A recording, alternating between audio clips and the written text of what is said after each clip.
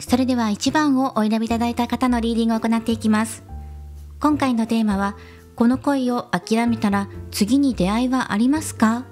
ということで、今の恋愛、諦めるか諦めないか、諦めたらどうなるのかというところを深く見ていきます。よろしくお願いします。まずは今のあなたの、カラーエネルギーっていうところと、あと状況っていうところを見ていきます。はい、カラーカードからまずもらっていきましょう。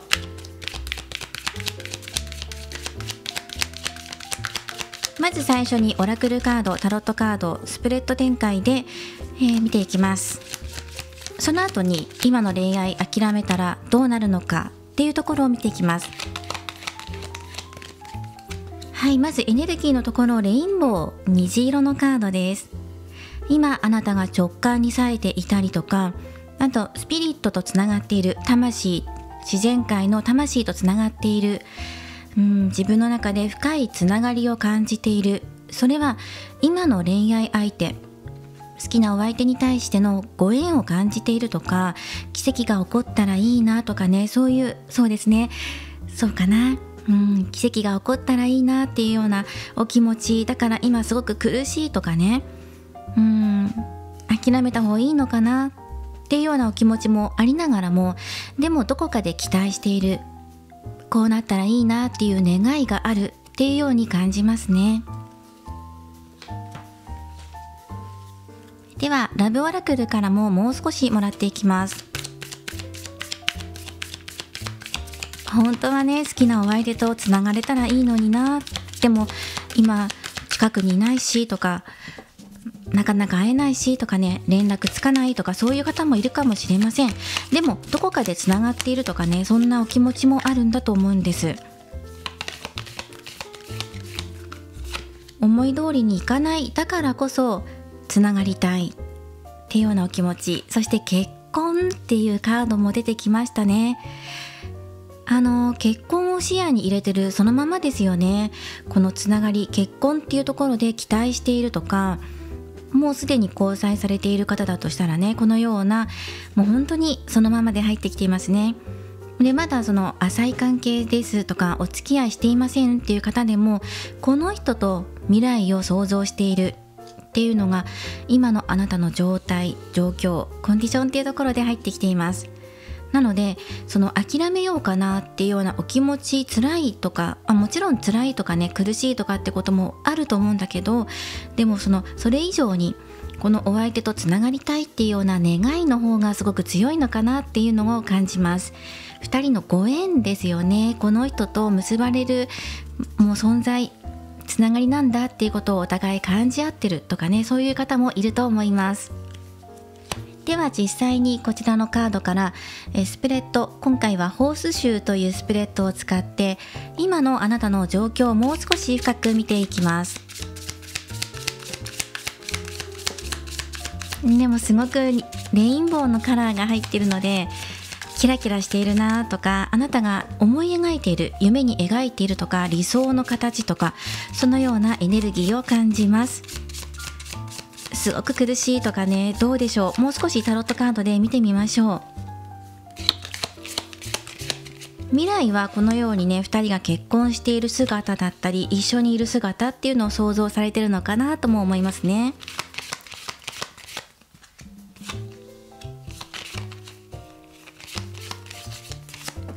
はい、アース4番、アース6番です。ホース州なんですけど、画角の関係で並びがギュッとしていきますね。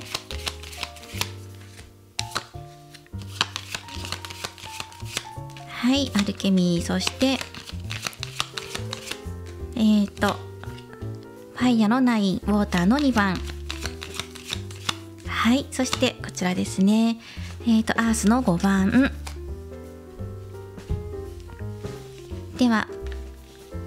見ていきましょう。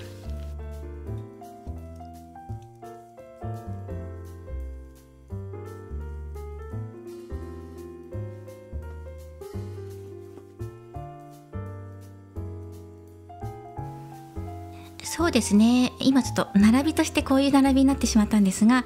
ホース州で見ていっています。この流れを見ていると、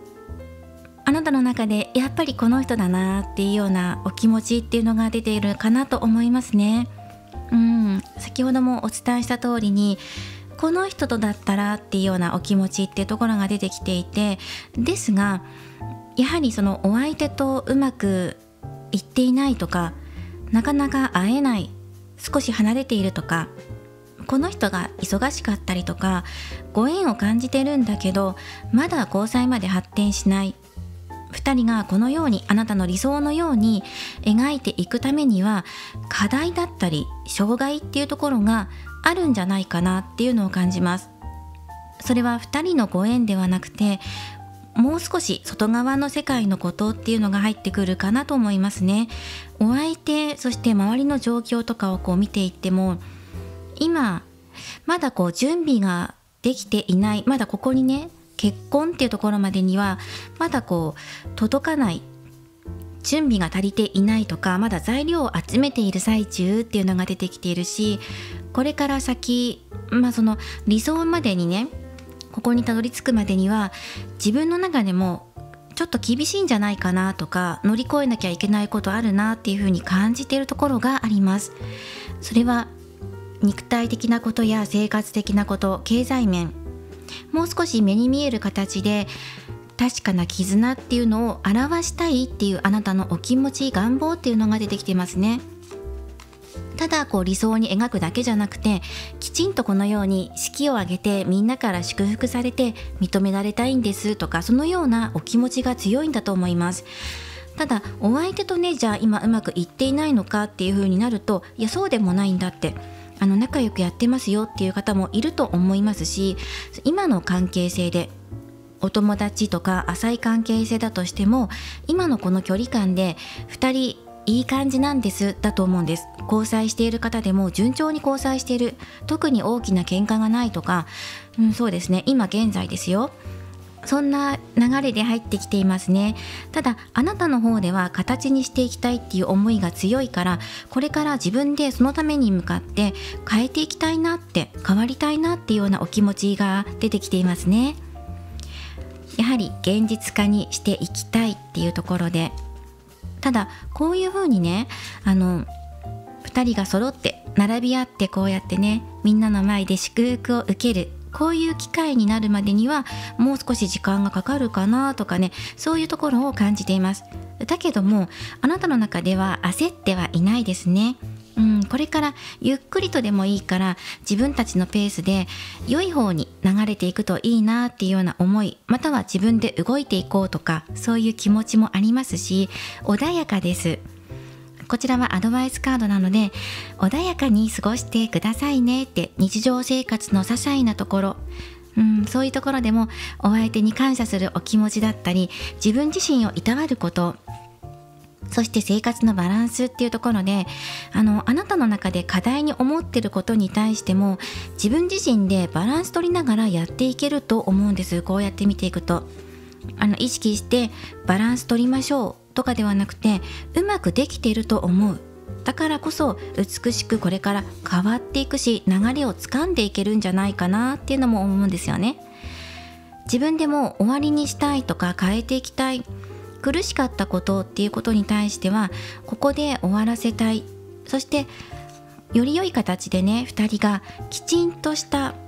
交際だったり、きちんとした入籍して2人で生活を共にするとか、一緒に暮らすとか、何か2人で生活するっていうところに、集中してやっていきたいんだっていうところが今のあなたのお気持ちで出てきています。だいぶ気持ちも穏やかなので、冷静に今物事を捉えられていたり、きっちりとご縁感じているし、ここを乗り越えなきゃなっていうふうに自分の中でも思っていると思います。感じているところがあると思う。こんな風にしていきたいっていう理想と、じゃあどうすればいいのかっていうところと、それに対しての自分の今のコンディションってところも自分自身把握してるしっていうところで対応できてるんじゃないかなとも思います。そうですね。でも周りの状況だったり、お相手のことだったりとか、例えばこの人が今仕事忙しいとか、2人が何か実りを迎えるためにはまだちょっとね、今すぐではないなっていうふうにあなたの中で感じている。で、今回のテーマはこの恋諦めたら次に出会いはありますかっていうテーマなんですが、今このようにね、あなたのお気持ちを見ていると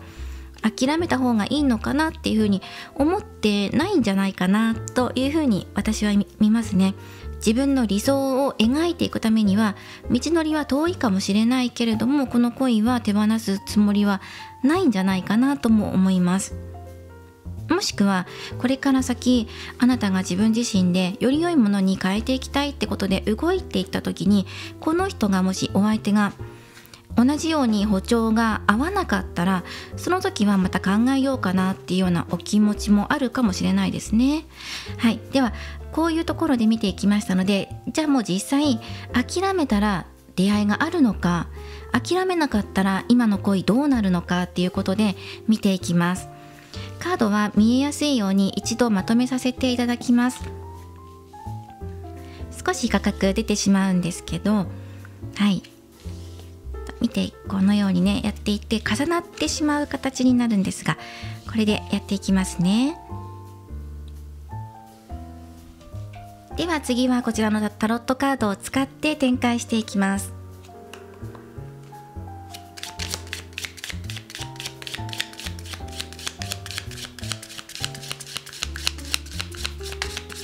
全部で7枚出していきます。今のこの恋諦めるか諦めないか、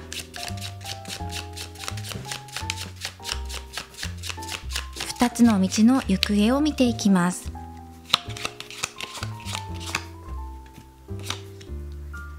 はい、エンペラーのカードですね。なるほど。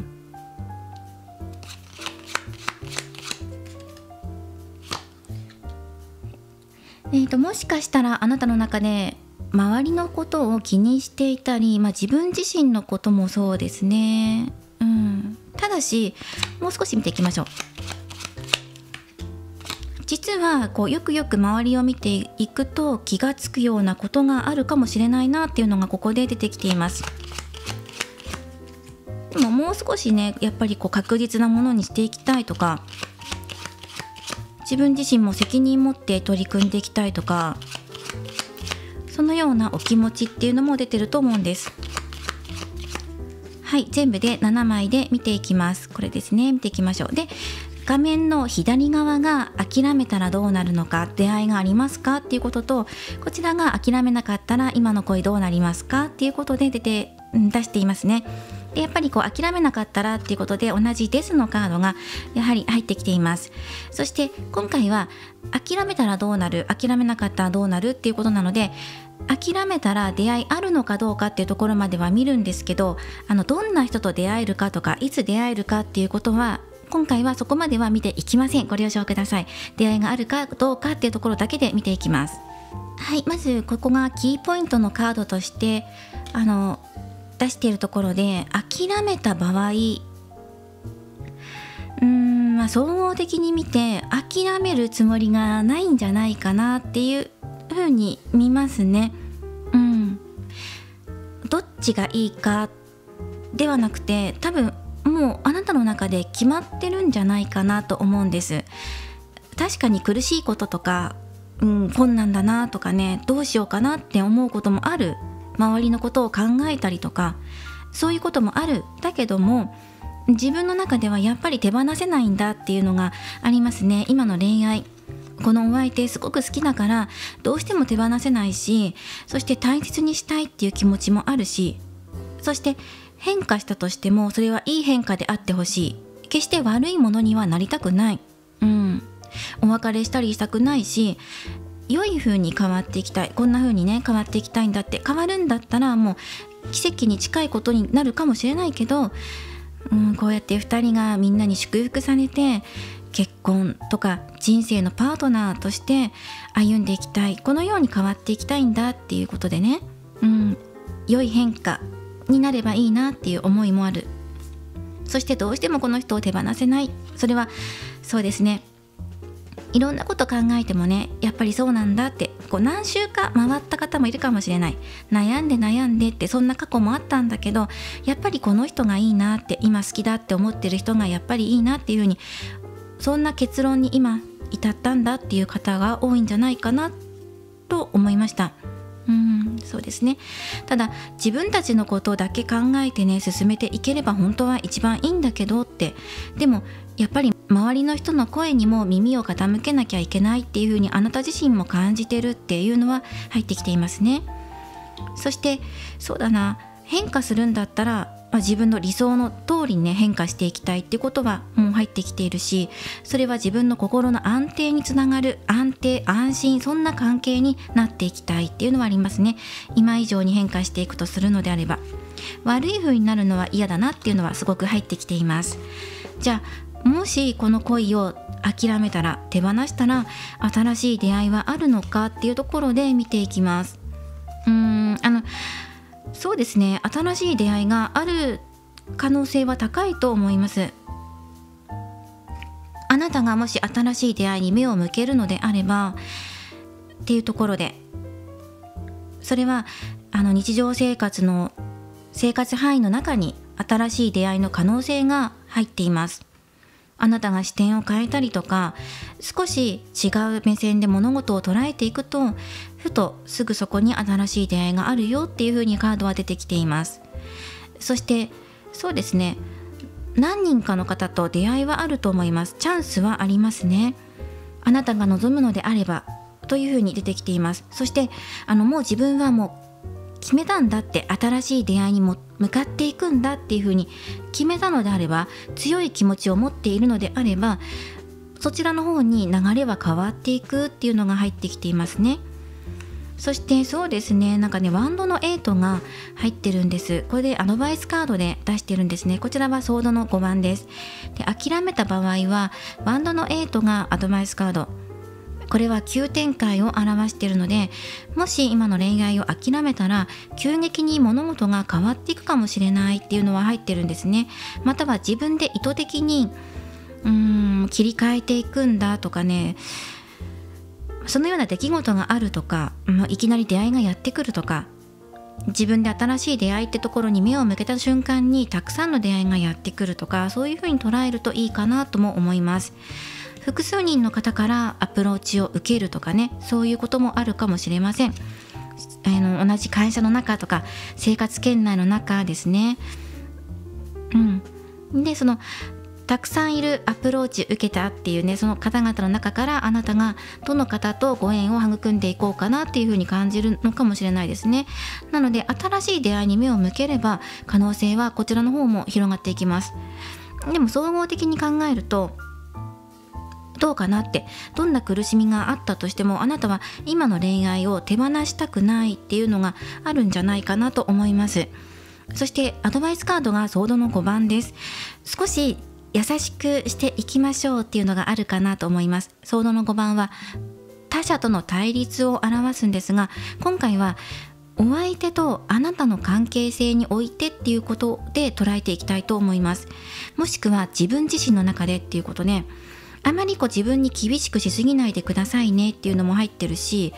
そうですね、あまりカリカリしたりとか神経質になったりすることなくね、そして変化することを恐れずに、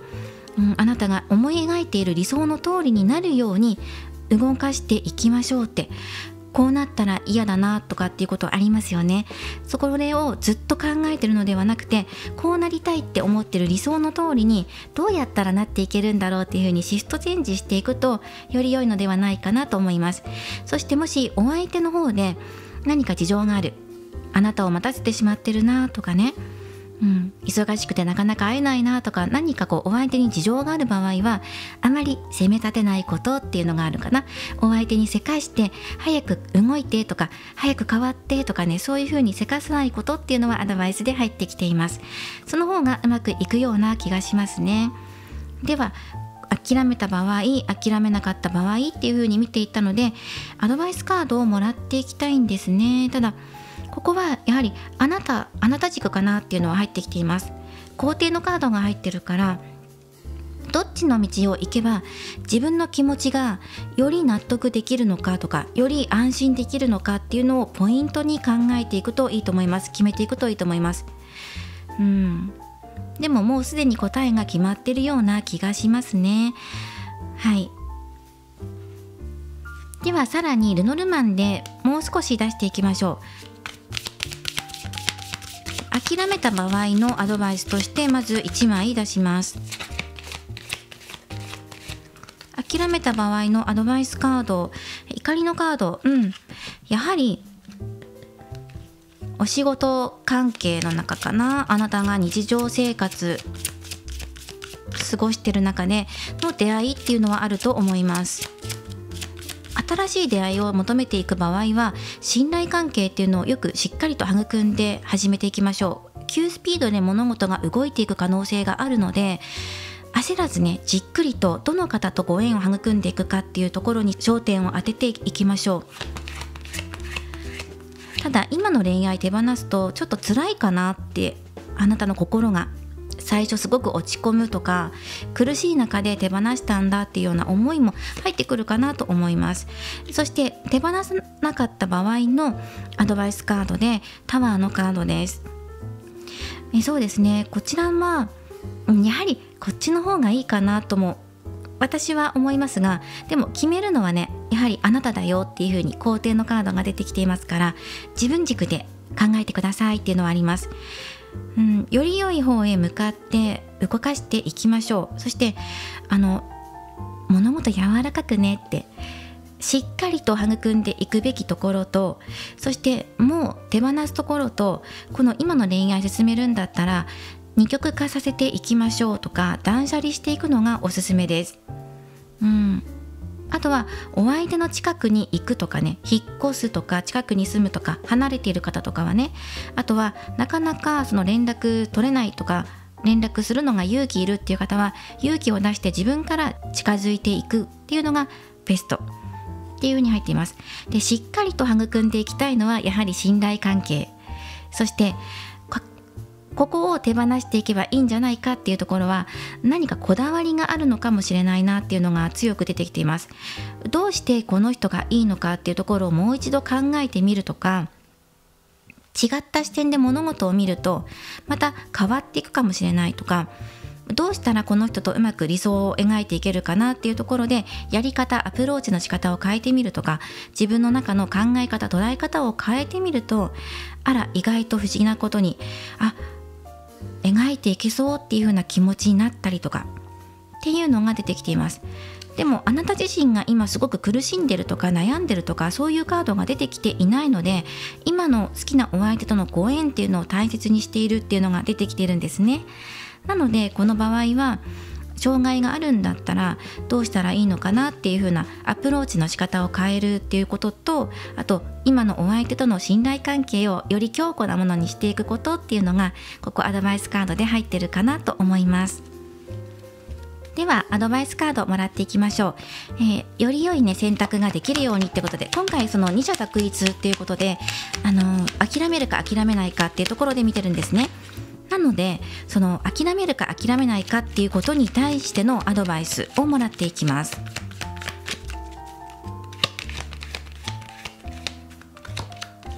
はい、インスピレーションのカードです。やはりね、あなた軸なんじゃないかなっていうのがもう出ていますね。自分自身でも予感してるとかあるんじゃないかな。自分がこういうふうに対応していけばもっとより良くなるんじゃないかとか、もうすでにそのやり方知ってる、分かってるとかねっていう予感しているよっていうのが出てきてます。こんな風に自由に羽ばたいていけば自分が手にすることができるんじゃないかっていうことでね、この虹に向かってあなたが飛び立っていけばとかね、今いる場所からもう少し柔らかくなればとか、自分がふんわりとふわっと飛んでいければとか、そういうことが伝わってきます。あなたの中でアイディアっていう、インスピレーションっていうのは新しいアイディアとかね、創造性なので、新しいものを生み出していくために自分の中で今脳の活性化というか、エネルギーや波動を活性化させて、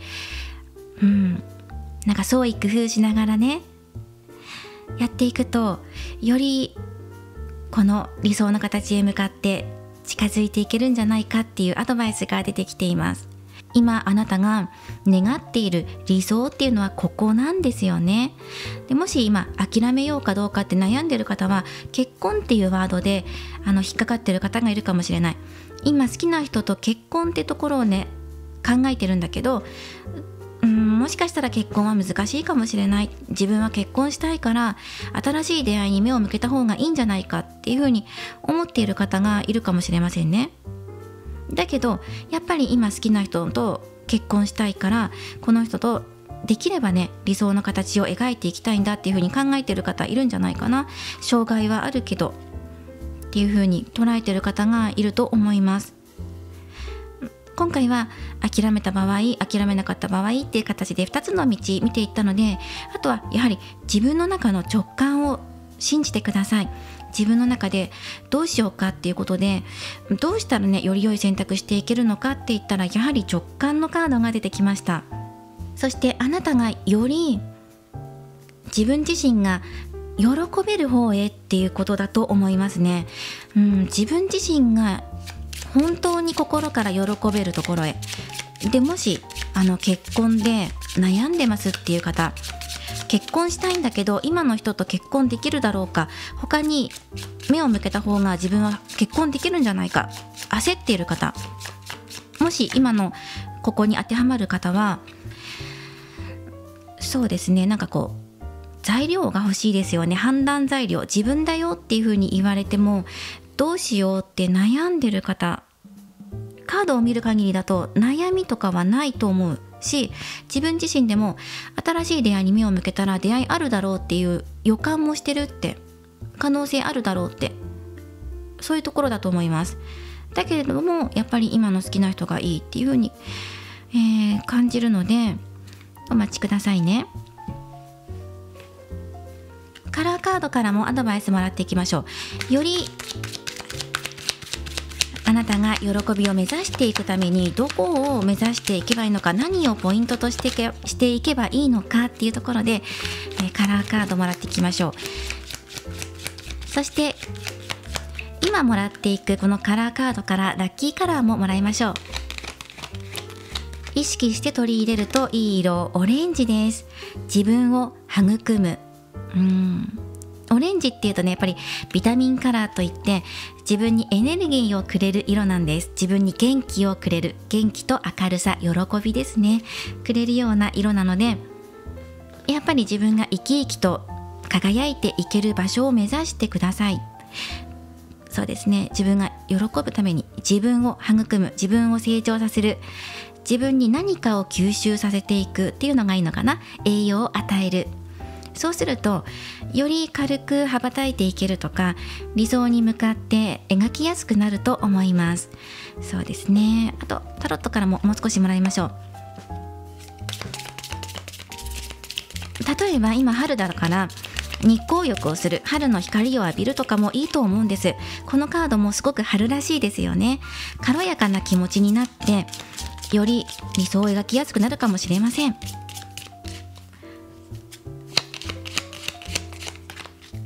あとは自分に栄養を与えるっていうことなので、自分の好きなことをやるとか、新しい趣味始めてみる、趣味の幅を広げるとか、前からやってみたかったこととか、行ってみたかったお店、食べてみたかったご飯とかに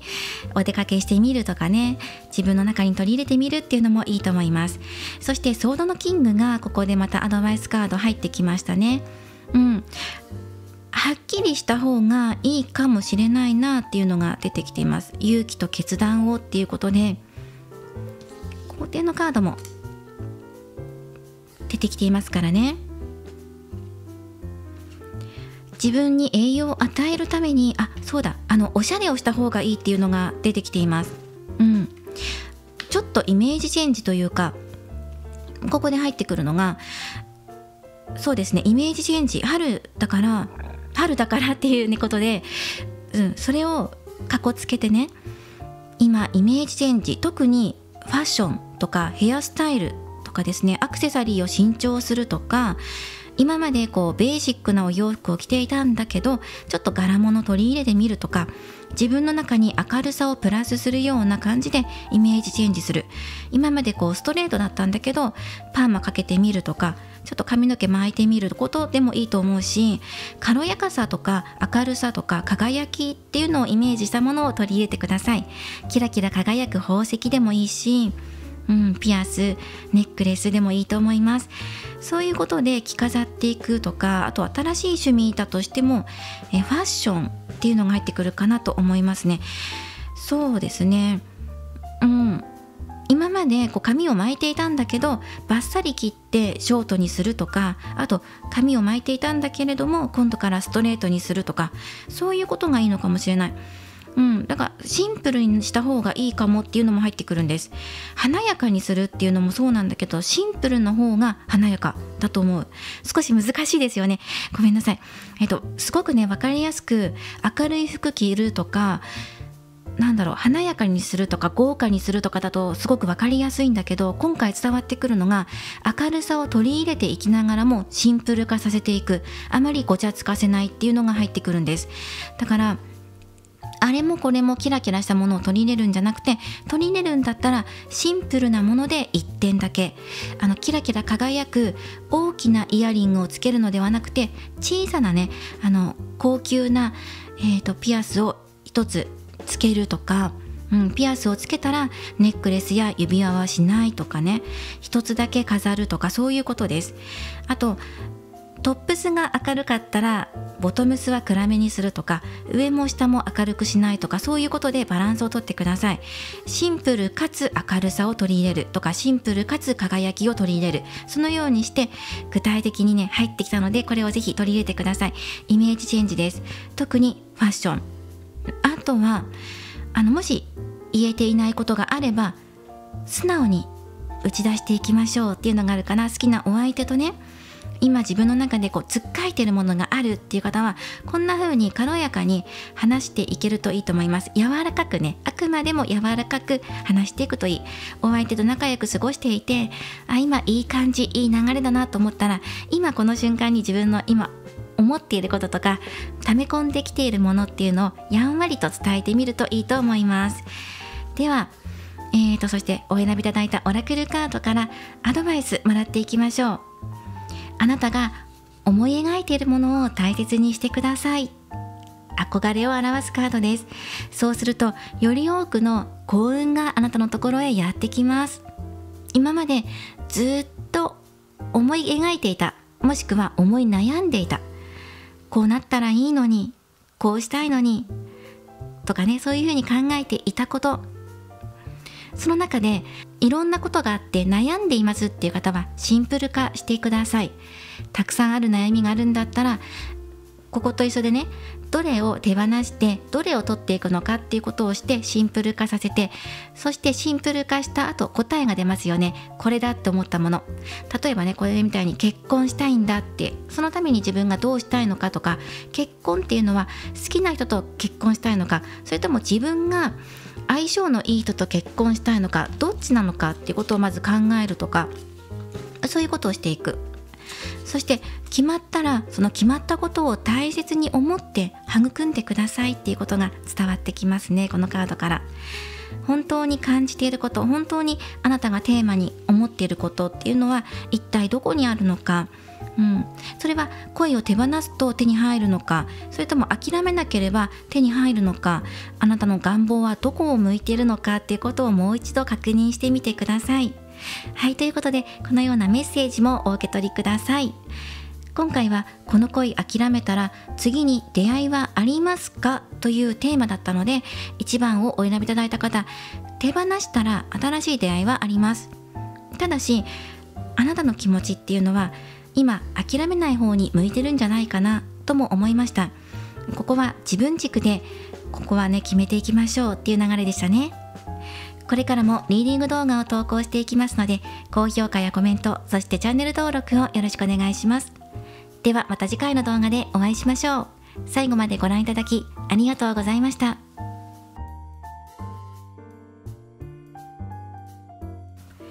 それでは2番をお選びいただいた方のリーディングを行っていきます。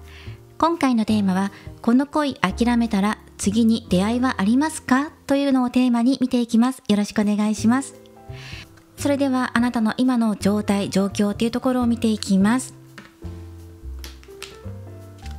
まずはカラーカードから、エネルギーの状態というところをもらっていきましょう。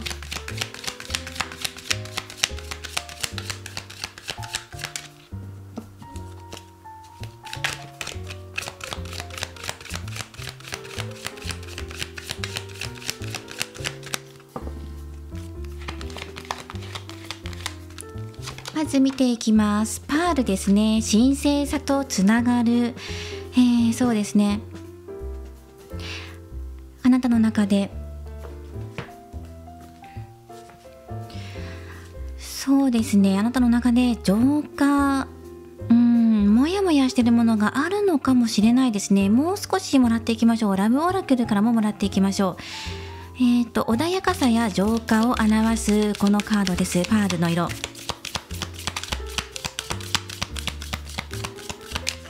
最近泣いたよっていう方もいるかもしれないですね。もう少し出していきますね。ラブオラクルからももらっていきます。今の状況、直感に従う。はい。自分の中で分からなくなってしまってるとか、混沌としてるというかね、少しモヤモヤしてるのかなっていうところは感じるかなと思います。どうだろう、何かこう一筋の光が欲しいっていう風に思っていたりとか、悩んでいてこの今の恋愛諦めた方がいいのかどうかっていうことを悩んでいるのかな、迷ってるのかなとも思います。そして、この2枚からは自分の心の中に答えが欲しいとか、何かこうね、これだって思える確信できるものが欲しいとか、確信っていうのは確実なお約束とかではなくて、自分の心で答えが欲しい、心の中のね、自分はこの方にこの向きでやっていきたいんだとか、方向性を定めたいとか、そういうことを感じるし、やはり浄化かなっていうふうに感じますね。お祈りしている方もいるかもしれません。中にはお願い事を書いていたりとか、ただ理想を描くではなくて、切実に何か自分の中で答え、方向性が欲しくてモヤモヤする、悩んでるとか、そんな風に感じます。直感を信じたい、いいだろうかとか、直感に従ってくださいとか、直感に従いましょうとかではなくて、自分の中で足りないものは自分を信じる気持ちなのかもしれません。本当は、もしくは相手を信じる気持ちだったり、それはね、もう少しタロットを出して見ていきましょう。足していきます。ではこちらのタロットカードから今のあなたの状態、どんなことを考えているのかなっていうのをもう少しもらっていきます。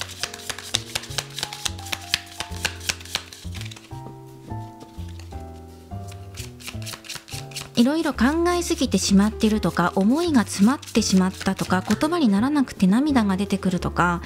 そのように感じます。なんか自分はこれだけやったのにとか、そういうことも感じるんですね。もう少し見ていきましょう。ホースシューっていうスプレッドを使って見ていきます。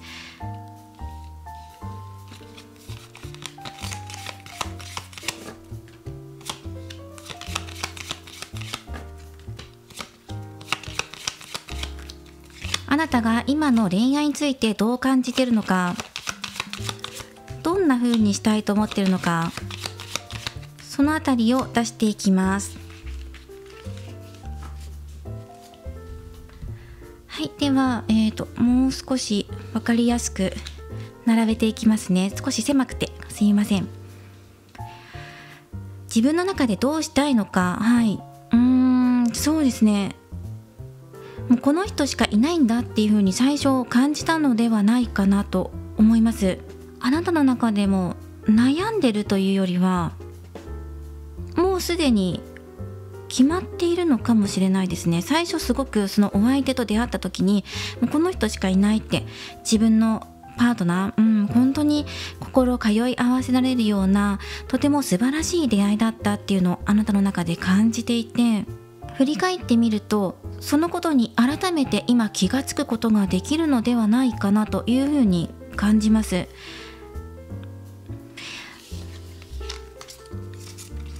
自分自身で苦しめているところがあるのではないでしょうか。今のお相手との恋愛について、あなたが今忘れかけているものが今気づくことができる、今このタイミングなんじゃないかなとも思います。そして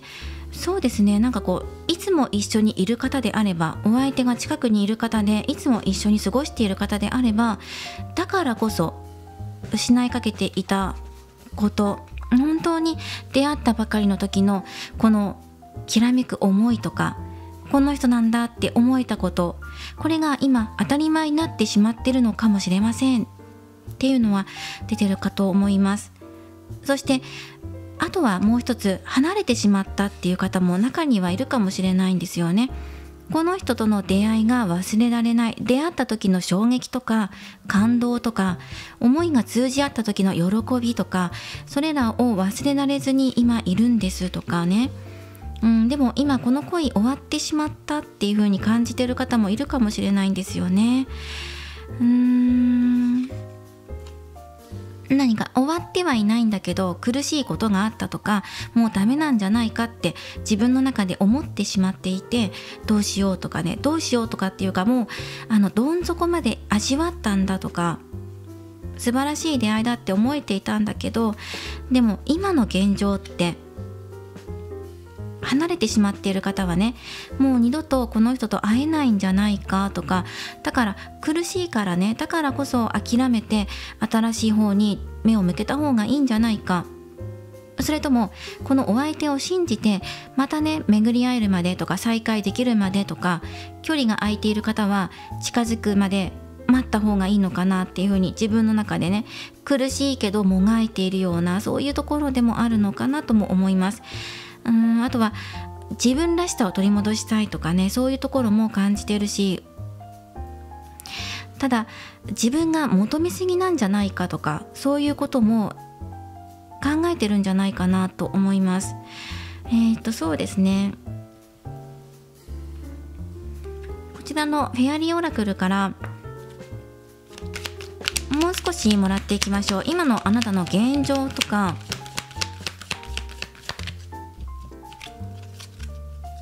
何かね、今の人と恋愛を続けていくのであれば、自分の中でもう少し我慢していかなきゃいけない。だけどもうその我慢はしたくない、辛いんだとか、そういう気持ちもあるんですよ。寄り添っていきたいっていう気持ちもあるけど、でも自分ばかりが尽くしてるような気がするとかね、私は本当は愛されたい、愛すばかりではなくて愛されたいとか、そうですね、モチベーション、今自分の中でモチベーションが低下しているっていうのが出てきてる、この恋愛に対するモチベーションですね。お相手との恋愛を続けていく意欲もそうだし、そこですよね。そこで悩んでいたり低下している、だから迷っちゃうとか苦しいっていうところに目を向けてしまっていたりとか、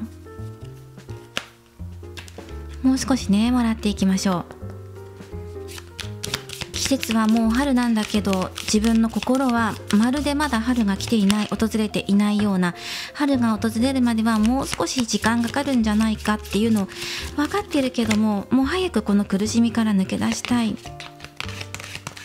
ていう思いの方が強いのかな。ネズミのカードですね。やっぱりストレスとか、あなたの心を蝕む何かと戦っている不安、恐怖、恐れ、心配、未来への不安とか、今現状ストレス抱えているとか、それはなぜなのか、どこに原因があるのか。はい、クローバー、やはり日常において二通りですよね。今感じるのは、先ほども言った通り、お相手と一緒にくっついて過ごしているんだけど、どこか自分の中で迷いとかモヤモヤがあるとか、なんかすっきりしないようなものを抱えていて、この人と今の恋愛進めていいのかなって、一番最初の感じた思いっていうのが今薄れてしまっていて、でも振り返っていけばこの人に感謝することとか思い出すと思うんですよね。今そのタイミングなのかもしれない。もう一つは、離れているとか恋愛終わっちゃったっていう風に感じている方、もう無理なんじゃないかって思っている方については、やはり午後ですね、ストレスに感じていることで離れてしまったって、お相手が自分の近くにいないって、いつも一緒にいると思っていた、そんな時もあった。でも今離れてしまっていてすごく苦しいんだっていうのが伝わってきます。今の恋愛に対する、このお相手との恋愛に対するモチベーションが下がっているっていう風に入ってきます。相当苦しいっていうのが伝わってきますね。何を信じていいのかわからないとか、自分ってこのお相手にとってどんな存在なんだろうとか、そういうところを考えている方もいるのかなっていう風に感じますね。でもお相手は何かね、自分と同じようなところで目線で立って物事を見ていないように感じるし、なんか自分が感じてることとお相手が感じてることって違うっていう風に感じる。自分はこのままじゃ嫌だなって思ってるし、すごく辛いんだけど、お相手は何のそのっていうような顔してるとかね、なぜか自分ばかりが負担が多いような、そんな風にあなたが今感じている。出会ったばかりの時はあんなに気持ちが通い合っていたのにとか、そういうことを感じてはモヤモヤするっていうのがね、入ってきますね。ではこの後タロットカードを使って見ていきます。二者択一で、諦めたら新しい出会いはあるのか、諦めなかったら今の恋愛どうなるのかっていう、私のこのモヤモヤはどうなるのっていうところを見ていきましょう。それではこちらのタロットカードを使って見ていきます。でまずは今スペースを空けていきますね。そうですね、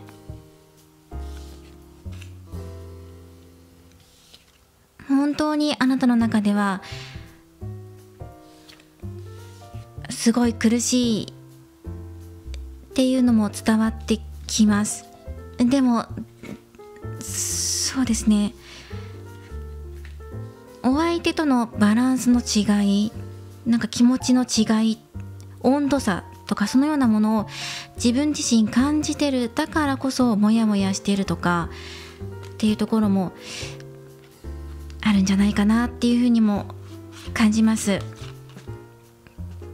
何かの暗闇、暗い場所、心の穴とかね、悩みとか、そういうものかもしれません。ではこちらのタロットカードから見ていきます。今の恋愛、諦めたら新しい出会いありますか？で今回は新しい出会いがあるかないかを見ていきます。どんな場所でどんな人といつ出会うのかという、そういうところまでは見ていきません。ご了承ください。今回はね、諦めたらどうなるのかっていうところなので、そこをテーマにしています。まずは今のあなたが諦めるか諦めないかってことに対してどう思ってるのか、テーマとなるようなカードを1枚もらっていきます。ジャッジメントですね。では諦めたらどうなるのか、諦めなかったらどうなるのか。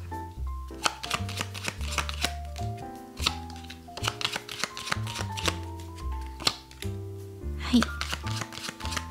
で、あと2枚出していきます。はい。じゃあこのカードで見ていきましょう。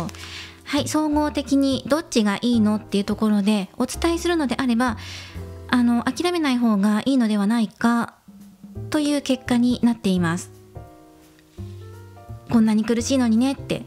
いうのは出てますけどね、その今のところで見ると、私こんなに苦しい思いしたのにっていうのは出てくるんですが、そうですね。ただあなた自身の今の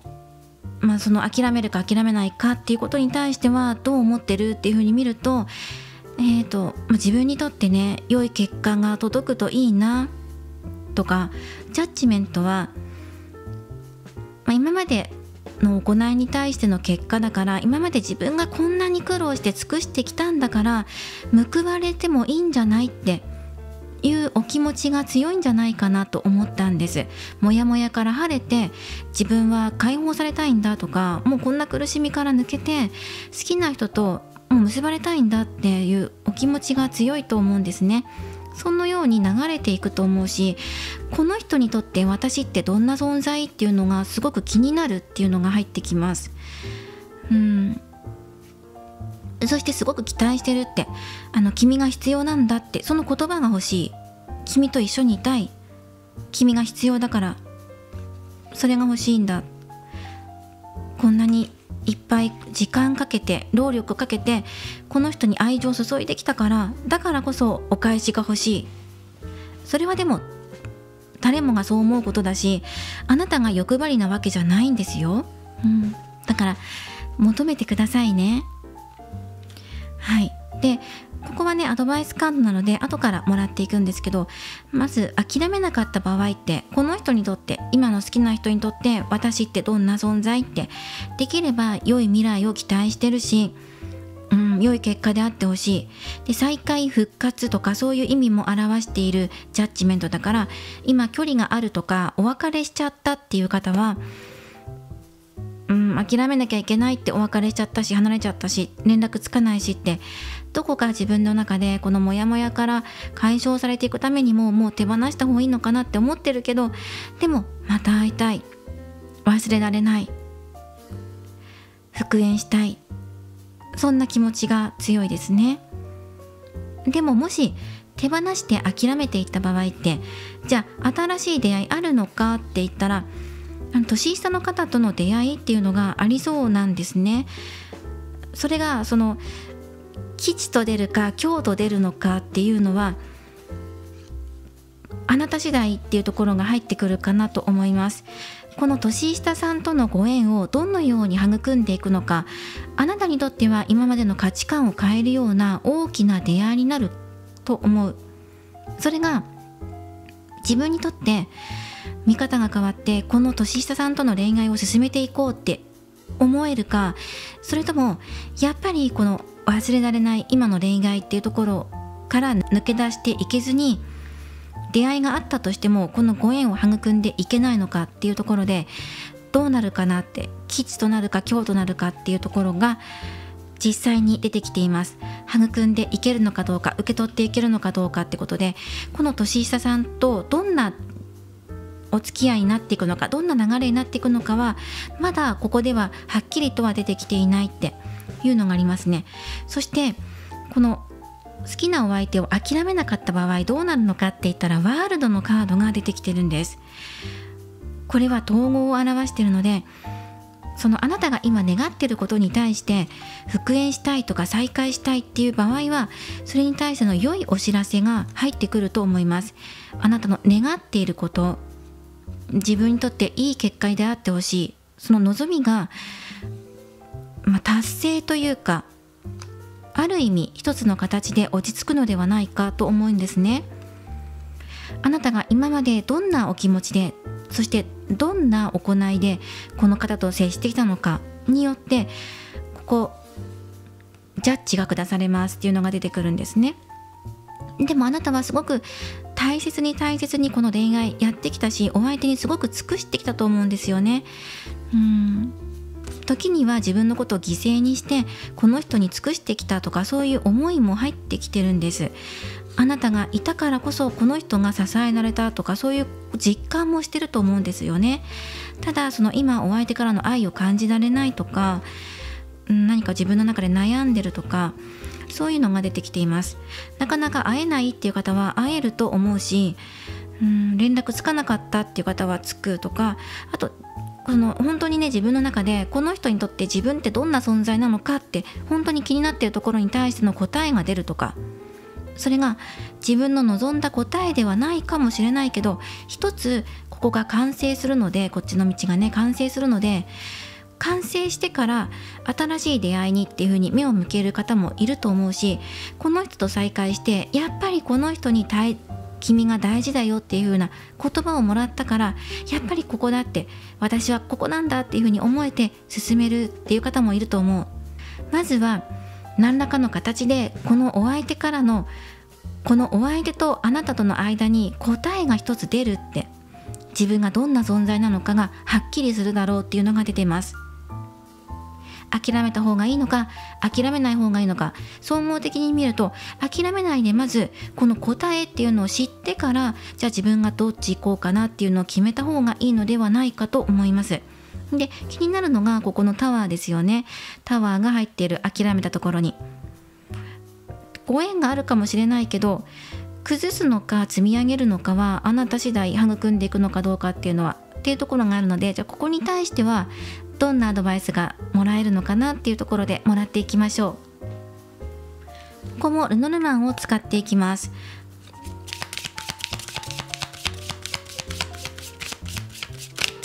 新しい出会いに対してどんな出会いがあるのか、21番山のカード、そして諦めなかった場合もルノルマン出しましょう。山なのでね、やはり障害とか課題とかっていうのを感じやすい、壁とか、ちょっと新しい出会いに自分の気持ちが向かないとか、出会いがあったとしても恋愛関係っていうところに自分の気持ちが向いていかないとかね、何かしらの障害だったり、困難だなって思うことを感じる可能性もあるし、またはそれを乗り越えたいっていうふうに思えるモチベーションが高まるようなこともあるかもしれないしっていうところで、ここに対してポイントですね。自分がどう乗り越えるかとか、どう積み上げていくのかっていうところですね。新しい出会いに目を向ける方はここをポイントとして捉えてください。そして今のお相手とどうなるのかっていうところで見ると、ハウスのカードが出てきました。ここもあなたの安心できる場所とか、信頼関係とかね、ほっとできる、くつろげるような場所っていうのが入ってくるので、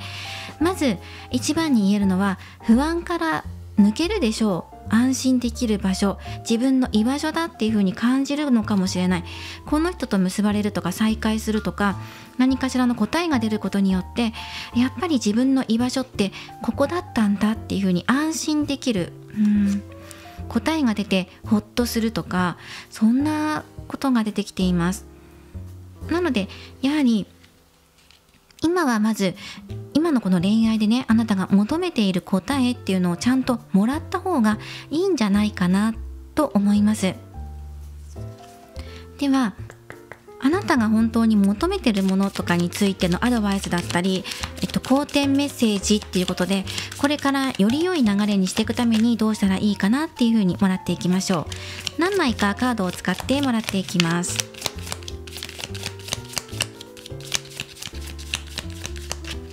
例えばお相手がはっきりしないとか、そうですね、もうちょっとはっきり決めてほしいなっていう風に感じていた方もいるかもしれないですね。モヤモヤしてるっていうのが伝わってくるので、欲しいものを明らかにする。あとはお相手ですね。お相手にとってあなたってどんな存在？これ欲しいものを明らかにするっていうのは自分自身に対しても言えますし、お相手が明らかにすると思います。答えが出るっていう風に出てるので、今疑問に思ってることとかについて答えが出ると思います。はい、急展開を表すワンドの8が出てきています。お相手流れというかスピード感が変わる。そうですね、今まで穏やかとかマイペースとか自分とちょっとちぐはぐ感を感じていて、私ばかりが負担かかってるとかって思っていた方はうまくバランス取れていくようになると思います。お相手の流れが変わっていくので、しかも早いですね。早いので思ったよりも早く答えが出るとかっていう風になるかもしれません。お相手の方から急に連絡来るとか、あなたが連絡したらすぐ返事くれるとか、急激に流れが変わっていくっていうのが入ってくる。そして欲しいものを明らかにするっていうのは、自分の心をまとめる、整理するっていうこともいいでしょう。こういう風に紙に自分の思いをピックアップして一つ一つ書き溜めていって、後で眺めてみて、これいらない、ペリって剥がしたりとか、これは欲しいなって言って残しておいたりとかすることで、たくさんつけた付箋の中からどれか絞っていくこと、何が今一番優先なのかっていうのを明らかにする、自分の願いを絞っていくこと、迷いを減らしていくことっていうことに今あなたが取り組んでいくといいと思うし、お相手からも多分明らかにしてくれることがあると思うんです。だから両方が、お互いがね、明らかにしていくことっていうのにフォーカスを当てるといいと思います。ではもう少しね、もらっていきましょう。どうしたらもっと良い流れになっていけるかなっていうことで、カラーカードから今度はね、この2枚目のカラーカードはラッキーカラーを含めて見ていきましょう。好転メッセージもらっていきます。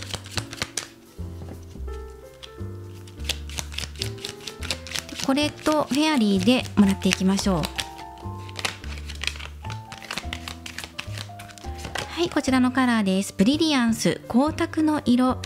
自分の輝きを発見しましょう。少し似てますね。発見、明らかにするっていうことで、輝きを忘れないで、やっぱりあなたが一番大切なんだよとかっていう言葉をお相手から欲しいんじゃないかなって思いました。なぜだったら、魅力を表すワンドのクイーンが2枚入っていたからです。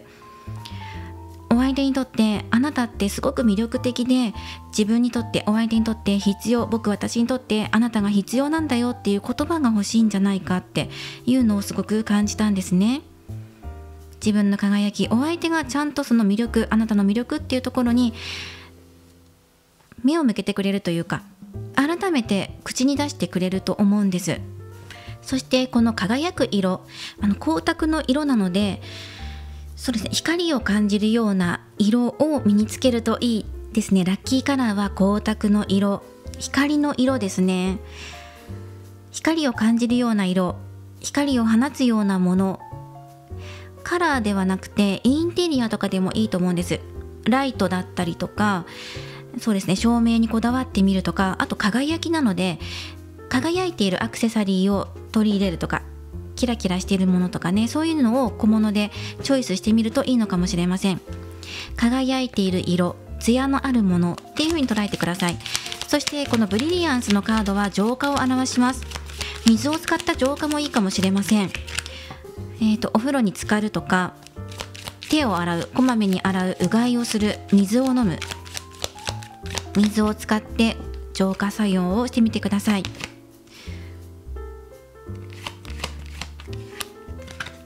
そしてごめんなさい、フェアリーオラクルを出そうと思って、そのままカラーカードをシャッフルしていたので1枚出しましょう。ごめんなさいね、フェアリーでもらおうと思ったんですけど、ホワイト、心を明るく照らす、ホワイト、白もいいよっていう風に取り入れてください。輝きの色と真っ白ですね。はい、そしてこのパール、ホワイト、ブリリアンス、どれも共通して言えるのは浄化なんです。だから今あなたに浄化が必要っていうことで、デトックスですね、詰まりを流す。それは血流の流れを良くするとか、体の循環を良くするとかだと思いますし、深呼吸をすることで体を整えるとか、リラックスするとか、そういうことでもいいし、あなたが今イメージする浄化って何だろうっていうことに意識を向けてみてください。これがいいんじゃないかって思うことを取り入れて浄化してみてください。クリスタルで浄化することや、アロマで癒される、浄化すること、あと空気の入れ替えとか、様々な浄化方法があるから、そうですね。そしてもしできるんだったら白とか水、それを連想されるような浄化の仕方がいいと思います。そしてここもね、明るく照らす、心を明るく照らすってあるから、あなたの心が明るくなれるようなことをするとかね、自分にとって遊ぶことが明るくなれる、友達と会って喋ることが明るくなるのであれば、それは浄化につながるし、自分の気持ちが明るくなれる方へ取り組んでみてくださいっていうメッセージが入っています。で、フェアリーからも1枚もらっていきましょう。ヒーリング、癒しです。浄化、そうですね、今まさにね、あなたには自分を癒す必要があるんだって、やはりあなた自身なんじゃないかな。いつもあなたがお相手を癒してきました。今までずっと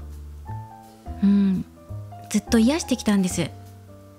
でもその癒しの力を今は自分に注いでください。そうすると良い流れになっていくっていう、全部浄化とか癒しとか、そのようなカードが入ってきてます。しかも、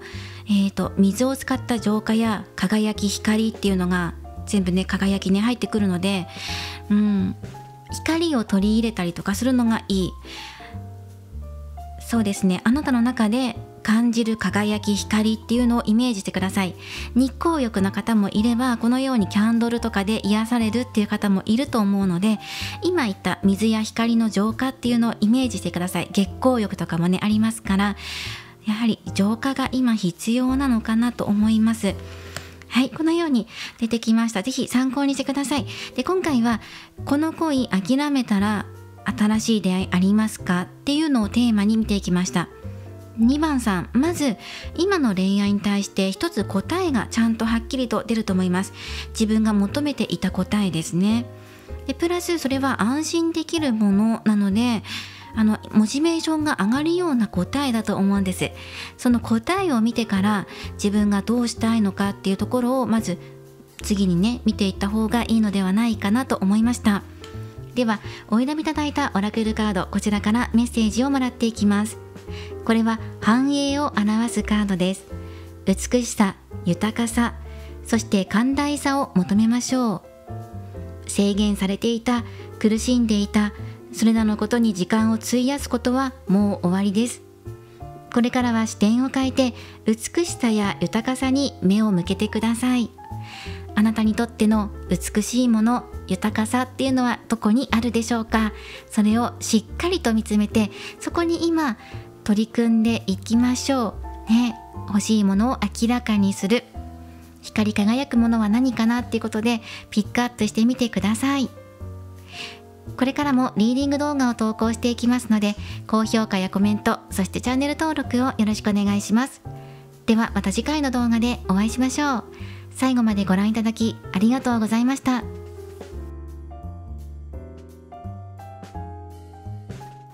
それでは3番をお選びいただいた方のリーディングを行っていきます。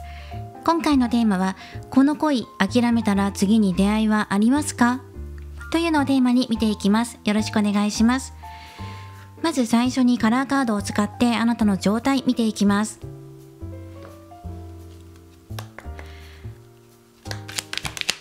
今の恋愛についてあなた自身がどのように感じているのか、カラーカードや他のオラクルカード、タロットなどを使って出していきます。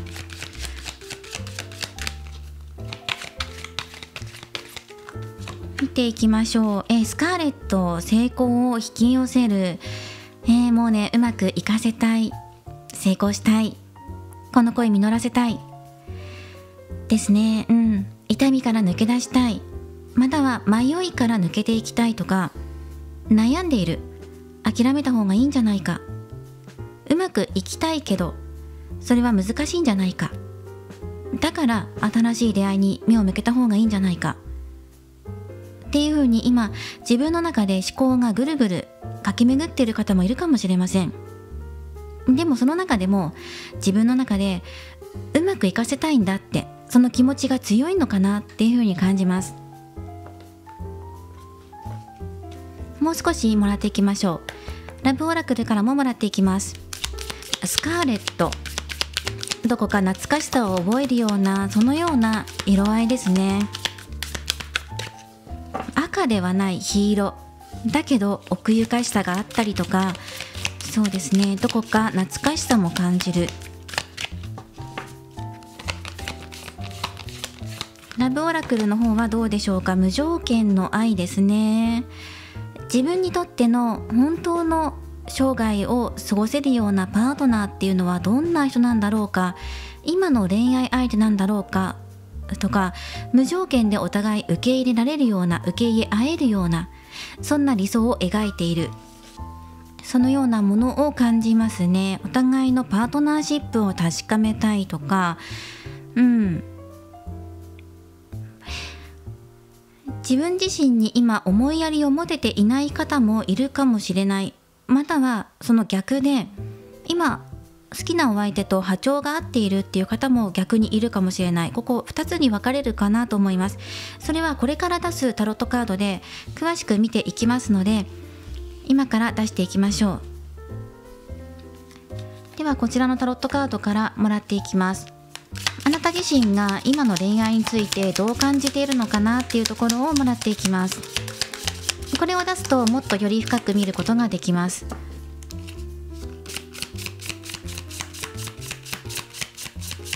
あなた自身が迷いから抜けていきたいと思っているのか、もっとより良いものにしていきたいと思っているのか、どこに悩みを抱えているのか、そういうところを見ていきます。スプレッドはホースシュを使って見ていきます。で、少し画角がね入らなくなるので、分かるように出していきます。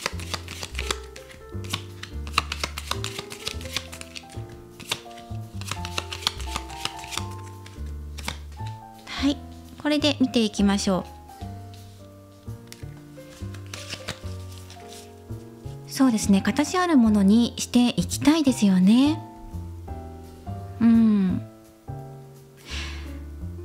いやでもこれからそうですね、成功を引き寄せるということで、お相手にアタックしようかなとかね、諦めないで自分で取り組んでいこうかな、もうこの苦しみから抜けたい、苦しいというかすごく頑張ってきたからこそ成果が欲しい、実らせたいですよね。こんなにいっぱい耕してきたんだから、こんなにいっぱいね自分の中で思いを募らせてきたんだから、愛情を注いできたんだから、もう2人が向き合ってこんな風にパートナーシップを結んでいく瞬間が欲しい、そのように感じました。お相手からの愛を引き寄せたいだと思います。成功イコール愛、お相手からの愛なのではないかなと感じました。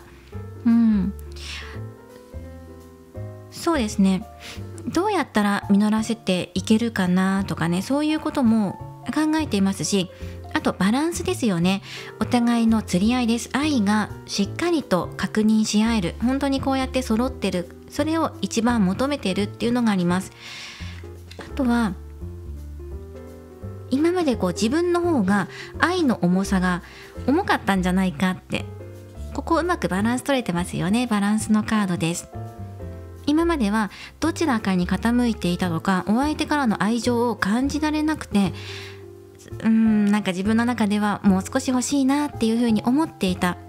でもこれからはあなたが働きかけることによってとか、あと自分で調整できるようになるのではないかなと思います。うまい愛情のかけ方とか、なんか違うやり方とかアプローチ法とか、もともとのあなたの持ち味っていうのは変わらないんですけど、うまく調整できるようになるんじゃないかなと思います。積極的にアタックするだけではなくて、確かに自分からの働きかけっていうのはこれからも行い続けていくんだけど、そのお相手とね一緒にやっていけばいいんだとか、この花畑がありますよね。今まで自分が全部耕して、種を植えて水あげてって花を育んできたんだけど、自分一人でやんなくてもいいんだっていう方法を見つける。お相手と一緒に2人でやった方がより豊かなものにしていけるよねとか、自分も楽だしね、半分ずつに分け合うと、そして2人で育てて2人でそれを見て、わ綺麗になったねとかね、こうやって咲いたよっていう風に言い合えたらすごくいいなっていう風に感じてるんじゃないかなっていうのもあるんです。そのやり方をあなたが見つけるんじゃないかなっていうのが、出てきていますね。ここがすごく調和が取れてるんですよ。あなたがそれを望んでるって、お相手からも協力が欲しいってことですね。自分ばかりが愛情を注ぐんじゃなくて、自分も欲しいし、自分もこれからもお相手に与えていきたいしっていうことで入ってきています。だからそういう意味でね、実り収穫ですよね。ここ2人でしっかりとバランスを整えて、2人の気持ちを一致させてね、収穫へ向けていくんだっていう、そういうお気持ちがあります。すごい辛いとか悩んでるとか迷ってるとか、そうじゃなくて、もしそこの迷ってるのであれば、どういうアプローチしていけばもっとうまくやっていけるかなっていうことだと思います。今まで抱え込みすぎていたんですよね。あなたの情熱っていうのがすごくたくさんあるから、その愛情のエネルギーをどううまく使いこなしていけばいいのかっていううまいやり方が見つかるんじゃないかなと思うんですね。はい、お相手からの愛が欲しい、同じぐらいの愛情が欲しいっていうことをあなたが望んでいる。すごくね、そのあなたの燃え上がる愛情、情熱っていうのが伝わってくるので、あとはここにバランスっていうのがあればすごい大満足だっていうのが入ってきています。いいですね。そして自分がそれをバランスを整えて、あなたが自分自身でうまくコントロールしていけるのが理想って、お相手から持ちかけてきてくれるのも嬉しいし、でも自分から働きかけてお相手をリードしていきたい、支えたい、支えていきながらもサポートも欲しい、サポートも受けたい、そういう感じでお互いが支え合ってバランス取れるんだけど、なんか最終的に決断するのは自分とか、最初に動き出すのは自分っていう形で、あなたっていう自分軸っていうのがしっかりとここにあるんじゃないかなと思いました。お相手を引っ張っていってあげたいとか守りたいっていうようなお気持ちかもしれないし、お相手を愛したい、包みたい、お相手からの愛情も欲しいけど、やっぱりね、自分もお相手にたくさんの愛情をいつも包み込むようにあげたいんだとかね、激しさだけじゃなくて優しく包み込んであげたいとか、そういうようなお気持ちも強いんじゃないかなと思います。情熱がすごくありますね。はい、ということで、これが今のあなたの状況。そしてフェアリーからももらっていきましょう。今のあなたのこの好きなお相手との間において、あなたの今までカードを出してきて、ごめんなさいね、これ一回しまいますね。モチベーションのカードが出てきたんですけど、今のはジャンピングでもないのでしまっていきます。もう一度切り直していきますね。でそれで見ていきますね。もう少しカードをもらっていって、メッセージをもらっていきましょう。今あなたが諦めるか諦めないかというこの動画を見ていて、一番気になっていることについてこのフェアリーから、もらっていきます。あなたが今一番気になっていること、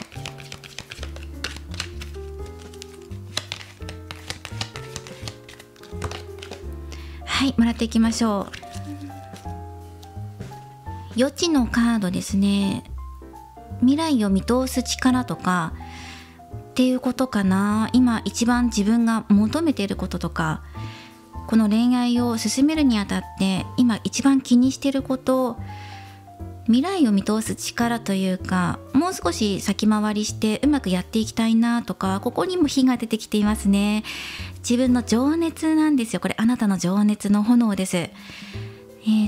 ァイヤーのカードがすごく出てきているので、あなたの中の本当に燃えるバラのようなね、この情熱っていうのがあって、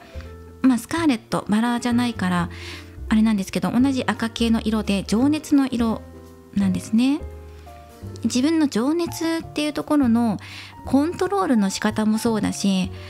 この情熱を持ったまま先を見通す力が欲しい。この後どうなっていくのかなとか、どうしていけばより良い未来へつながっていくのかな、そういうところに答えを今求めているのかなと思います。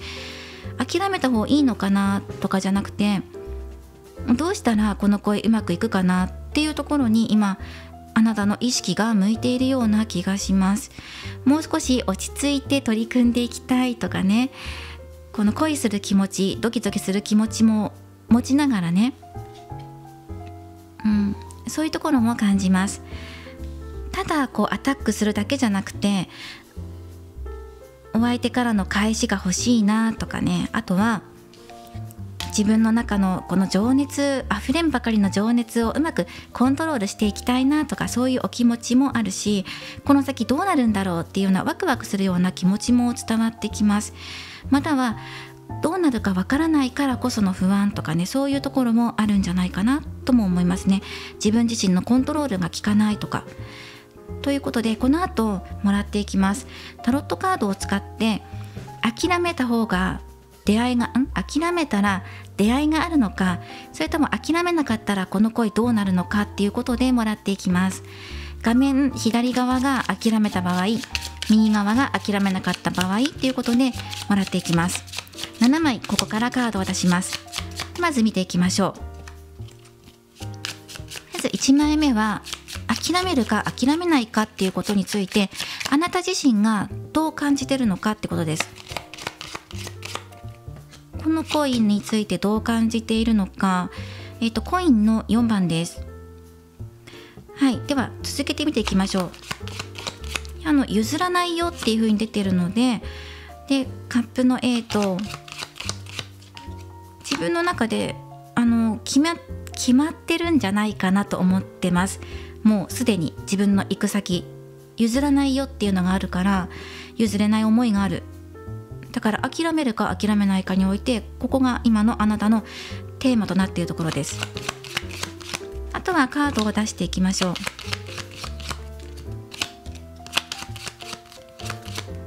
カップの9が入ってますね。はい、でこの7枚でまずもらっていきます。見ていきましょう。まずその譲れないっていうのは今の恋愛なのではないでしょうか。もし新しい出会いに目を向けていくのであれば、まず自分の気持ちの整理が必要ですっていうのが出てますね。今の恋愛をきっぱりと諦めて、もう自分は次へ行くんだっていう違う方向性を向いていく必要が出てきますっていうカードが出てます。だけど本当にそれでいいんだろうかって自分の中でいろんな責任を感じてしまったり、いろいろと思い悩んじゃったりっていうのが出てくるかな。新しい出会いに目を向けられないんじゃないかなっていう流れですね。ワンドの10、ソードの9で、ここはアドバイスカードなんですけど、結局悩んじゃうんじゃないか、自分が譲れなかったものって手放しができないんじゃないかな、無理して手放す必要が今はないんじゃないかなっていうふうに諦めた場合、新しい出会いありますかってなった場合に答えを出すとするんだったら、すぐには出会いはなさそうです。なぜだったらうまく切り替えができないから。そしてやはり譲れないものはこちらの今の恋愛なんじゃないかなっていうのが出てきてます。運命の輪にカップの9、そしてここのアドバイスカードがワンドのキングですね。はい、なので、ワンドが多いです。3番さん、情熱がとても多いので、先ほどもこちらのカードでお伝えした通り、あなたがうまいコントロールの仕方、自分の気持ちのコントロールの仕方、バランスの取り方っていうのができるようになると思うんです。だからだいぶ安定してくると思います。これからこの成功を引き寄せるっていうのも、やっぱり願望成就、恋愛を実らせたいとか、交際されてる方でもより良いバランスが取れてお相手とうまく生きたいとか、そういうことを表してるし、やっぱり情熱や活力を表す色なので、いかに自分が今の恋愛にときめいていてワクワクしていて、そこからみなぎってくる活力、溢れてくる情熱があるのかっていうのを十分に教えてきてくれてるなと思います。そして諦めなかった場合のここもワンドのキングだから、この情熱やっぱりうまく活かせるんじゃないかなと思います。これからいいタイミングが訪れるでしょう。まずね、運命の輪が入ってる。そして願望成就だから、やはりあなたの本当に求めている答えだったりとか、お相手からの愛情っていうのを十分に受けられる時がやってきますっていうのが入ってきています。で、あとはそうですね、自分の情熱、どこに傾けていけばいいのかな、どんな風に実らせていけばいいのかな、どんな収穫、いつ迎えたらいいのかなっていうところ、そのタイミングか、あなたが予知したいものっていうのはタイミングなんですね。この恋、いつ実らせたらいいのか、いつ告白したらいいんだろうかとか、あといつプロポーズしたらいいんだろうとか、いつ未来に向けて収穫迎えたらいいのかな、どれが食べ頃なんだろうかとか、そういうことが欲しいんですね、答えが。そこがきっちりと見つかって、満足いく結果になるでしょうってちゃんと回り出します。あなたの中の運命の輪が、自分の中の心の時計がうまく回り出していく、回転し始めていくので、それに乗っかって自分の情熱を伝えていくお相手に、そしてお相手からももらえると思います。ここね、すごくいい流れだから、総合的に今答えを出すのであれば、もちろん諦めない方がいいと思います。はい、だと思いますね。はい、ということで、ではカードをね、もう少しもらっていきましょう。じゃあどうすればこの引き寄せっていうところについてね、どうすればもっとより良くなっていくかなって、もうすでに見えてるんですね。これからタイミングやってくるし、それをあなたはしっかりとキャッチすることができる、またはキャッチしたいと思ってる、そのことについても叶うっていうのが出てるから、うまくこれから運んでいく。じゃあもう少しくださいってことで、ラブオラクルからもらっていきましょう。好転アドバイスってことで、私はこの3番をお選びいただいた方は、諦めた方がいいんじゃないかって思ってる方少ないと思うんです。諦めたいとか、口ではもう無理かもしれないとか、諦めた方がいいのかなって言ってる方もいるかもしれない。だけど心の中はまだこの恋愛に対して燃えている心があるんじゃないかなというふうに感じます。欲しいものを明らかにする。もう少し具体的に、バランスのカード、またバランスのカードが出てきましたね。バランスはね、2枚目なんですよね。タロットでもバランスのカードがここに出てきていたので、やっぱりこのバランスっていうのがすごく大事なんだなっていうのが伝わってきます。今回3番さんのテーマはですね、バランスです。すごい天秤のカードですごくおしゃれですよね。好きな方がおしゃれなのかな。あなたもすごくセンスがいいし、お互い刺激し合えるような恋愛で、ファッショナブルなんじゃないかなと思います。芸術センスがあるというか、例えば好きな音楽が似てるとか、趣味がかなり凝っていておしゃれだったり、インテリアにこだわっていたりとか、2人ともおしゃれさんなんじゃないかなというふうに感じますね。そして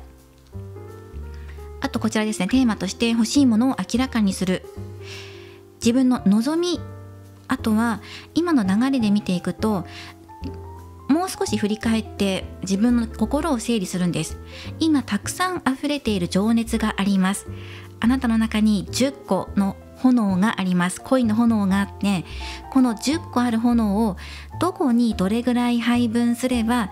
良いバランスを取れるかなっていうのをまず考えて書き出していくといいと思います。10個としましょう。そして例えば連絡をするっていうのにまず炎を1個使う。残り9個どういう風にしようかなって考えるんですよ。例えば自分に対して自分磨きでまず炎を1個使う。これで10個あるうちの2個は使った。じゃあお相手が今どんな状況なのか知ろうってことで炎を1個使う。で自分がこれから先の未来より良いものにしていくために行動に移すっていうことに大きく炎を3つ使うとか、そういう感じでこの炎10個を、情熱のね、この愛の炎をどうやって分割していこうかなっていうことを考えて、うまい配置うまい配陣を取ってくださいっていうのがここねアドバイスかなと思います。そしてルノルマンからも出しましょう。で今回は3番さん、諦めない方がいいと思う。もちろん決めるのはあなたなんですが、カードを見ていてもまずは今諦めないで今の恋愛やってみた方がいいんじゃないかと思うんですね。と思うので、本来だったらこのルノルマンカードは諦めた場合諦めなかった場合で1枚ずつ出したんですけど、もうこっちに集中した方がいいと思いました。はい、1枚出していきましょう。30番ユリのカードです。はい、清らかさ、純真とか、あと調和、バランスですよね、調和ってね。なので、あなたがあなたらしく輝いていける時っていうのがね、ここのアドバイス入ってきます。お相手からもらえるもの何かな、ロマンスだっていうのが入ってきましたね。お相手からもらえるもの、素敵なラブロマンスをもらえるって、ラブロマンスね、お相手からもらうので、デートのお誘いがあったりとか、もちろんあなたの方からお誘いして OK もらうっていう可能性もすごくあるんですよ。ワンドのナイトがあったので、自分から動いていってお相手と会う約束をするとか、そういうことですね。お相手からもたらされるものはラブです。ラブというかロマンスですね。ときめくようなことがある。そして調和が取れる なので、あなたの心も安定するし、なんか穏やかになれるとか、あとより自分に磨きがかかるとかね。燃える炎だけではなくて、そうじゃないところも見つかるんじゃないかとか、なんかユリって白いじゃないですか。赤だけじゃなくて白も出てくる、そんなイメージが入ってきます。で、あとはなんか嬉しいですよね、ロマンスがもらえるってことで。フェアリーももらっていきましょう。これからの好転メッセージってことで、より良い流れを引き寄せていくために、あなたが今できることとかメッセージとしてもらっていきましょう。このフェアリーとカラーカードで1枚ずつもらっていきます。まずフェアリーで、やっぱりこの3番さんはバランスっていうのが一番入ってきますね。フェアリーカードはどうでしょうか。ムーンエナジー、ムーンの感じ、月の光です。月の力を借りてくださいっていうのがあります。月の光を浴びる、月光浴です。もうシンプルに月光浴して体の浄化をしましょうっていうことなので、あとは月だから、例えば満月新月に合わせて自分の中で浄化をしていくとか、願い事をかける、感謝をするとか、満月の時は自分が立てた目標を振り返って、叶った、叶わなかったとか、そこに焦点を当てるのではなくて、目標を立てたことに対して振り返って、あと感謝するところどこかなっていうのを探すことなんですね。満ちたエネルギーの中で何を手放して何に感謝をするのかっていうことをする。そして新月になると次は新しい目標を立てる時なので、一旦またリセットかけて浄化して綺麗な心身になって、新しい願い事や目標を立てるっていうような月のサイクルを意識してみたり、今日はね綺麗な月だなと思ったら月光浴をしてみるとかっていう、本当の月の力を借りるとより良い引き寄せになっていくだろうっていうことで、そうですね、情熱とか炎とかっていうのは陽の力なんですね。陰陽で言ったら陽で、太陽の陽ですね。陽の力で、月っていうのは陰、影の力なんです。だからこの両方のバランスが取れるのかもしれない。陽っていうのは男女で言えば男性、陰っていうのは女性を表していて、陰陽っていうのは男女のバランスのことも表してるから、つまりはここなんですよね。2人のバランスがうまく取れる、気持ちが通い合うことができる、今以上にねできるとか、そこには何の条件もない2人が愛し合うような世界なのかもしれないし、うまいバランスが取れていくっていうのが伝わってきます。ではカラーカードからもラッキーカラーをもらっていきましょう。アドバイスとラッキーカラー、スカーレットはラッキーカラーではなくて今の状態なので、今出すカードからラッキーカラーとしてお受け取りください。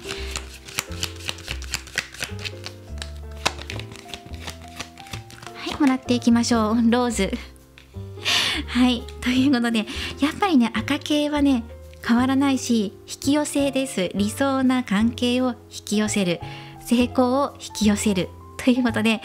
3番さん、引き寄せかなり強まっています。月もね、引力があるっていう風に聞くじゃないですか。月のね、エネルギーも受け取って、引き寄せの力をどんどん強めていきましょう。自分の理想に向かって今進んでいく時です。迷わず進んでいきましょうっていう風にね、自分のこだわり持ってもいいじゃないですかっていう風にね、入ってますよ。決まってるんじゃないんですか、あなたの中でも。もう自分はこうしていくんだっていう風に。で、ラッキーカラーはローズ色です。このスカーレットよりももっとね、青みがかったというか、バラの色ですね。もしくはバラ柄、お花、バラねっていうのもラッキーモチーフです。そしてお選びいただいたオラクルカードからのメッセージです。悲しみを乗り越えて新しい扉を開く時がやってきました。失うことの恐れ、不安を癒す時間が必要です。失うことを恐れていますか？不安に思っていますか？それは今取り除いていく必要があります。取り除いて新しい扉、新しい未来、不安を取り除いて大丈夫だっていうふうに自分で自信を持って扉を開けて進んでいきましょう。心の中で引っかかっていることや痛みを覚えていることがもしあるのであれば、今ここで抜いて、より良い実りを迎えてくださいっていう、そんなメッセージでした。3番さん、今回この恋諦めたら次に出会いはあるんですかという問いに対しては、そうですね、ちょっと新しい出会いに対しては時間がかかるんじゃないかな。それはあなたの気持ちの切り替えがなかなかできないからっていうことですね。そしてまずはね、今の恋愛進めてみた方がいいんじゃないかっていう結果になりました。これからもリーディング動画を投稿していきますので、高評価やコメント、そしてチャンネル登録をよろしくお願いします。ではまた次回の動画でお会いしましょう。最後までご覧いただきありがとうございました。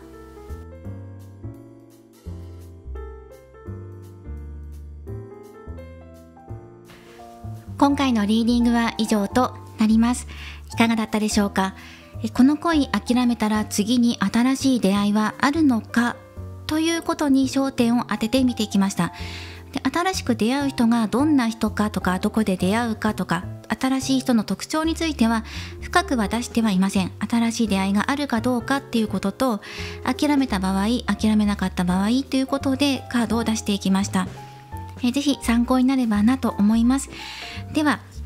今回はここでプチサンタ占いを行っていきます。そしてその新しい出会いについて詳しく知りたかったなっていう方は、その出会いについてのテーマにした動画っていうのも出していますし、これからも出していきますので、ぜひそちらをご覧になってください。今回はね、テーマとしてるのが諦めたらどうなるとか、諦めなかったらどうなるっていうことなので、出会いについてはまた今度やりますね。そしてこちらのラブオラクルのカードから、今私がどんなことをテーマに考えていったらいいのかな、何を優先したらいいのかなっていうことで1枚ずつカードをもらっていきましょう。3択なので好きなものを1枚お選びください。